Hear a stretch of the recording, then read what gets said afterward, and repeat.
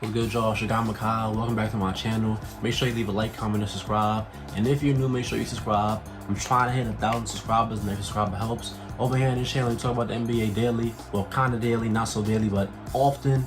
So if you enjoy the NBA, which you probably do since you clicked on this video, please subscribe. And we, close to hitting that 500 subscribers. Need about 60 more, maybe like 57 more. So, subscribe, do all that good stuff, all the YouTube stuff. But yeah, man, the 2021 NBA Finals has been one of the best finals in recent memory because I haven't seen a final so balanced, so just, like I have no idea what the outcome is going to be. And, it's exciting for me because it's like the last couple of years we've had, Lakers Heat, obviously Lakers win. We've had Warriors versus Raptors with no Kevin Durant, so obviously Raptors win. And, the KD Warriors dark times that they placed upon the NBA. Every time those Warriors went to the finals, it was assumed they were going to win fully healthy. I gotta say, this is the most optimistic I've been about a finals. Not optimistic, that's not the word. This is the most interested and in the dark I've been about a finals since 2016, really, because in 2016, the Golden State Warriors and the Cleveland Cavaliers were evenly matched up, and it's like, I have no idea who's gonna win. Anybody can win. This finals is giving me those kind of vibes. This finals is giving me that kind of, excitement. And, for the people that still are like, I wish LeBron was in the finals, I wish KD was in the finals. Dude, do you like basketball or do you not like basketball? Or do you just like this one man? I feel like a lot of basketball fans, well, NBA fans, they're confused. They think that liking a basketball player means you like the sport of basketball. If you only watch that man play, like let's say you're a LeBron fan, a KD fan, if you only watch Lakers and Nets games, you're not a basketball fan. You're just a fan of that dude. Like, you don't really love the sport. You just love that one dude. And I feel like this series is really showing who loves the sport versus who just loves, certain players on certain teams who can do certain things. But that's besides the point. This finals is really cementing Giannis' legacy as an all-time great already. Giannis Antetokounmpo is 26 years old. 26. And he's already doing all of this stuff. He's having an all-time great playoff run. He's been cooking it every single series he's been in, and that has not stopped in the finals. In the finals, he's averaging 32 points, 14 rebounds, 5.5 assists, 2 steals, 1.5 blocks, and 61% from the field. How do you shoot 61% from the field? 65% true shooting. How is that even possible? And I don't want to hear, oh, he's taking all dunks and layups. No.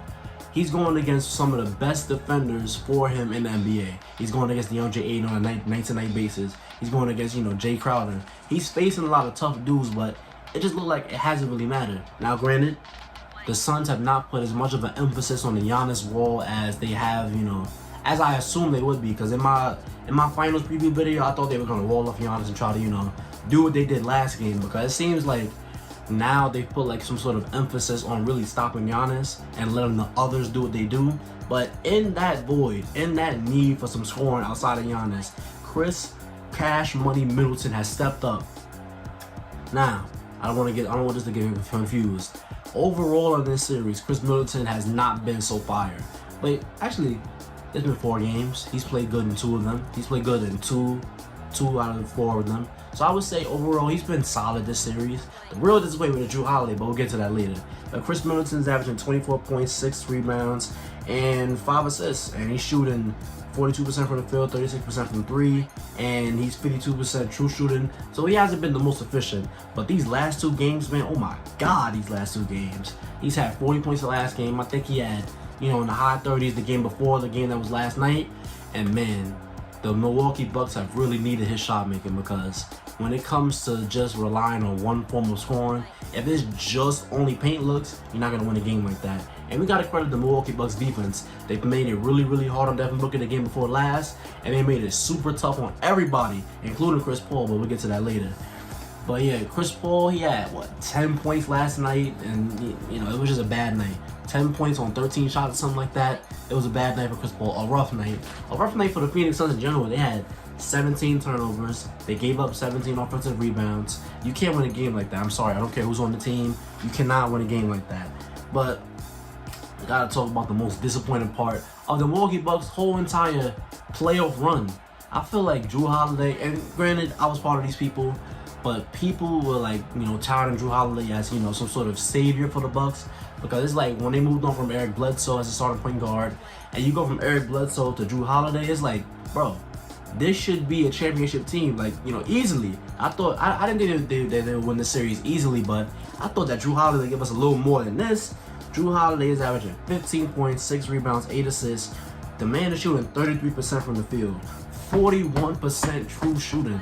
How do you shoot 41% true shooting? That is mind-blowing to me, because with the gravity that a lot of the Bucks offensive players have, all you gotta do is hit your shots. Like, you know, that's nothing too crazy. Just hit your shots and you'll be alright. But, you know, it just hasn't really gone that way. But I think he had a good game. I think it was game 3, if I'm not mistaken. Yeah, game 3 had 21 points. He shot 50% from 3, and he had 50% from the field, plus 22 in the plus minus. So game 3, he played a great game. But overall, in his playoffs, in this series, he has just not been good. His decision making has been questionable. His shot making has been questionable. It just seems like at times it's just really tough. And that's another thing I want to talk about. The Milwaukee Bucks offense, sometimes it feels like watching, you know, I don't want to say watching paint dry because it's not painful.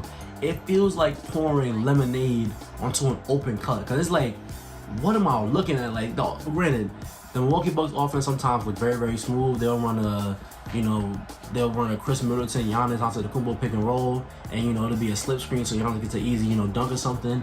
Or they'll run a nice pick and roll with Jrue and whoever else, and Jrue gets a nice pull up or something. But then they just sprinkle in these random, just oddball plays. Like, sometimes I see Jrue Holiday posting up. You know, Giannis posting up is fine, but that's not really his forte.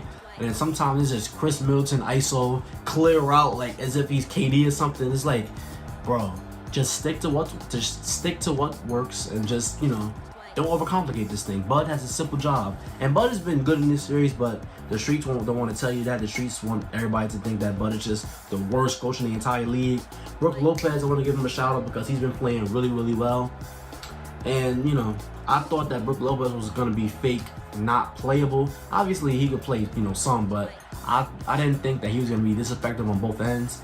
And last night, he was not in the game in the fourth quarter, and it worked wonders for the Bucks because, oh, that Giannis block was one of the craziest blocks I ever seen in my entire life.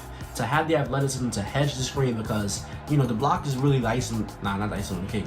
The block is the cake. The icing on the cake is how he was able to defend Booker and then recover to Ayton to block that lob. After, when Devin Booker threw the ball in the air, Giannis was facing him, had his back to Ayton, and he was able to take 2 more steps, jump up, and block the lob. And Devin Booker was playing, sorry, I'm getting out of breath. Devin Booker was playing an incredible game last night. The Phoenix Suns of Robin could not help. The man had 42 in his first finals, you know, appearance. He's having, you know, great games in these playoffs. But I feel like it's not really getting talked about. He has not been an efficient dude for the majority of the last, like, 2 rounds. Because against the Clippers, I feel like he was folding a little bit. Chris Paul had to, you know, take him to the promised land. Obviously, he's not going to be trashing every single game, but I feel like he's not been as efficient because he relies on taking these tough contested mid-ranges. And granted, he's great mid-range shooter, but, you know, he's been taking a lot of tough ones, and I feel like the Bucks can live with that. If he's knocking down solidly contested jump shots, I'll live with that if we lose by that. It'll be a tough pill to swallow, but I can live with that. But, you know, Devin Booker, 27 points, 3 rebounds, 4 assists, 30% from 3, that's tough, and 45% from the field. Devin Booker is a young star, a budding star, but he does still have some to learn. But I feel like he can get easier shots than this. I feel like he just wants to get a mid-range shot up in rhythm, but I feel like he needs to work on that. And Chris Paul had a bad game last night. There's no getting around that. He had 10 points. He was horrible. But I don't want that to transform the narrative as if he's some sort of bad finals performer. This is his first finals. He's averaging 21 points, 3 rebounds, 8 assists, 44% from 3, 53% from the field, and he's 60% true shooting. What more can you ask from him? He's doing his part. He just had one bad game last night. That doesn't mean he's having a bad series overall. One game should not transform, the perspective around the player for everybody. Like, the way you rank players, the way you think of players, it should not go game by game. He cannot be nice one game and then be the worst player on Phoenix the next game. It just doesn't work. DeAndre Ayton, I feel like he's been I don't want to say undervalued. Let me see. What could be a word I could use? DeAndre Ayton has been a low-key part of the Suns, because I feel like, low-key is not the right word either. Underappreciated, I'll say that. He's been an underappreciated part of this Phoenix Suns run, because on both ends, he's giving Giannis the business. He's giving, Giannis really tough looks on offense. Giannis Antetokounmpo is a superstar, so of course a lot of these looks are going to go in, but his defense has been solid, throughout the whole playoffs. And offensively, he's running the floor, he's getting them, drop hooks in, he's taking advantage of mismatches. Like, DeAndre Ayton is doing everything you want from a player in his first playoff series, that young. He's doing everything you want, a non-shooting mobile big to do. But yeah, man, I'm gonna wrap up this video. Let's get into, that time. But these finals have been some of the best games I've ever watched. Last night was a movie. But yeah, last night was a great, amazing game, and I just want more games like that. Because the first three were kind of blowouts, like you could go to sleep during the fourth. But last night, you were at the edge of your seat watching the fourth quarter like everybody else. And I hope that Chris Middleton and Chris Middleton continues to show up. We know we're getting from Giannis, but I feel like the real key for the Milwaukee Bucks, if all three of them have solid games, I don't need Drew Holiday to score 40 points and have 20 assists. If he can have an efficient, like 18, 20 points and have like, let's say 7 assists. If he can just do that, I feel like this is the Milwaukee Bucks series to lose. Bucks in 7. I'm willing to be wrong, but I got Bucks in 7. I think they have finally figured out a lot. We're gonna see how Chris Middleton shoots in Phoenix because he didn't start playing well until he went back to Milwaukee. So we gotta see about that whole situation. But if you say, let me know in the comments down below who you think's gonna win. And if you say anything in this video, thank you. Don't forget to like, comment, and subscribe. And I'll see you on the next one.